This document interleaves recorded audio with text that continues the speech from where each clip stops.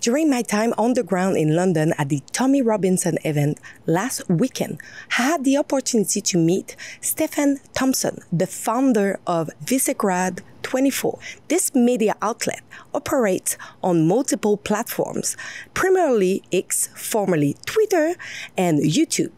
They focus on issues of democracy and the oppression of people around the world, as well as exposing the rising of anti-Semitism, particularly after the massacre that occurred in Israel on October 7th. This continues my underground reporting in London, and you can support my work at battleforlondon.com, where you can donate. And as I say, every dollar counts to bring you this kind of coverage. Now let's hear from Stephen Thompson. Sure, my name is Stephen Thompson. I'm the founder of Visegrad 24, which is Central and Eastern Europe's largest English language news aggregator. We do about 300 million impressions a month. We have 1 million followers. And we have a pro-democracy, pro-NATO, pro-transatlantic line.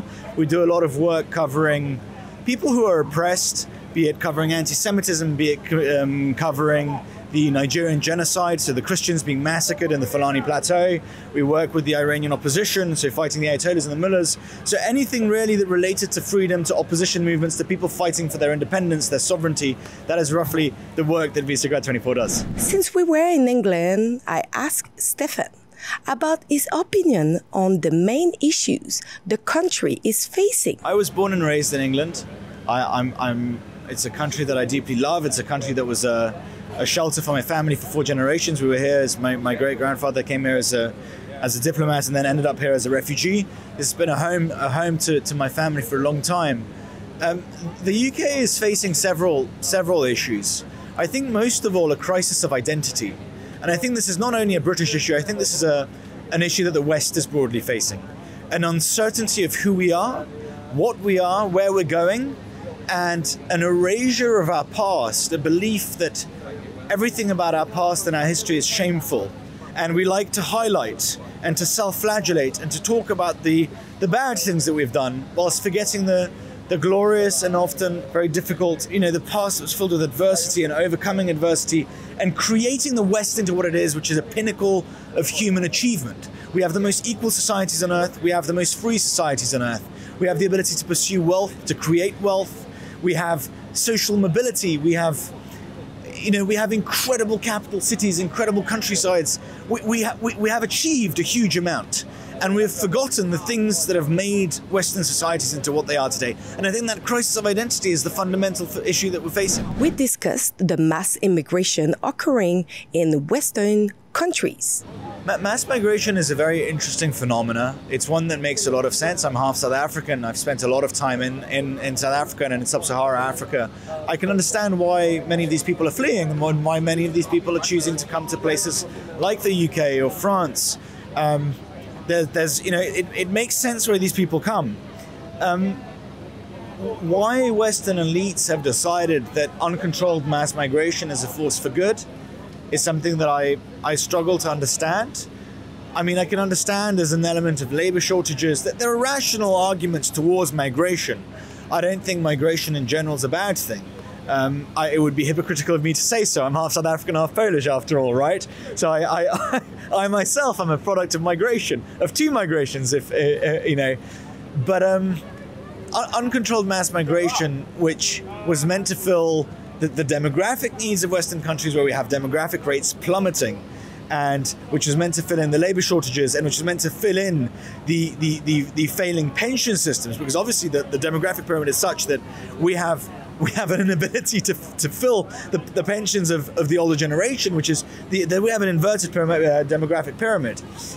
I think that Western leaders will wake up in a generation or so, faced with a huge issue of unintegrated, unassimilated migrants who have not fulfilled the needs that they were meant to fulfill, or the expectations that they were invited in many cases, with. How we can stop mass migration, I'm unsure, apart from securing borders, but there seems to be an unwillingness to do that. Obviously, we have seen borders be secured in Central and Eastern Europe. We've seen it in Finland, we've seen it in Lithuania, Latvia, Estonia. Poland, Hungary, Romania even. We've seen border wars. The Lukashenko regime, in cooperation with Putin's Russia, shipped Middle Eastern and Sub-Saharan African migrants to the NATO and EU border and tried to push them across these borders to destabilize the West as part of their hybrid warfare against the West and as part of their invasion of Ukraine. And we saw a fascinating thing where Central and Eastern European countries said no and erected, there is a border fence that is now from Estonia all the way down to Poland. There is a huge border fence that has gone up, and these borders have been militarized. And migrants are still coming across in small numbers, but in not insignificant numbers. But that is evidence and proof that it is possible to protect your border. We also talked about the recent event in Leeds, where the fear of deportation after 2 Romanian children were taken by police sparked massive riots led by Muslim and Romanian individuals. It's very interesting to see things like the Leeds event. It starts with the Roma community. Children are being taken away. The Roma community didn't want to give up these children, and a riot ensued, which was then, it spun out of control, partially because there is a disenfranchised, low-earning community living there, which means that, you know, when you don't have very much, it's much easier to riot, much easier to attack things because there's a great sense of unfairness. It was also interesting to see one of the elected council members, I believe his name was, I hope I'm correct, I believe his name was Mohsen Ali, who was elected on a Gaza platform. So he was one of these so-called Gaza independents elected on a platform saying, you know, that we need to divest, boycott and sanction Israel, we need to disentangle the UK-Israeli alliance, and his winning speech included shouting Allah Akbar. It was very interesting watching him throughout that riot, actually trying to calm the tensions down. It was, I thought, an interesting moment of watching a man who's elected to a council who then takes responsibility and realizes that burning down one's own community doesn't really make sense. There's a fascinating little clip of him running around, grabbing a wooden pallet and telling these protesters, stop burning this place down. This is our neighborhood. This is our neighborhood. Well, don't burn it then. Who wants to buy everything's key? Who's inside the house? You're gonna be blessed with death. Think before you act. There's children in there. There's families in there. Think before you act. This is our neighborhood. Those cameras are recording each and every one of us. I thought there was there was something quite tragic about that, of having a community that has moved into an area. Leeds is an old town, made a lot of money during the Industrial Revolution, then being essentially the local population has been replaced in many ways, shapes and forms. So they don't take responsibility for having built the place. Wanting to essentially, you know, unhappy with the regime, unhappy with the system, unhappy with many factors at work, deciding that burning down a bus is the best possible solution. You know, the bus burnt down doesn't advance anyone. It doesn't advance their cause. It doesn't make them wealthy. It doesn't make them more prosperous. It doesn't make them happier.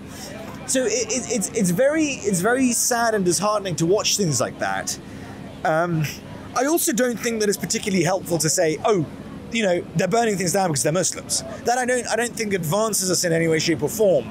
I think that the migrants that have made it to Europe and that have become naturalized citizens or second and third generation, it is our duty now to have to assimilate and do our very best to integrate these communities if we do not want to face more uncertainty, more violence, more riots, more tensions. Given the ongoing situation in European countries, I asked Stefan if it's too late to save England. I'm a Roman Catholic, and as a Roman Catholic, it wouldn't be Christian of me to have no hope.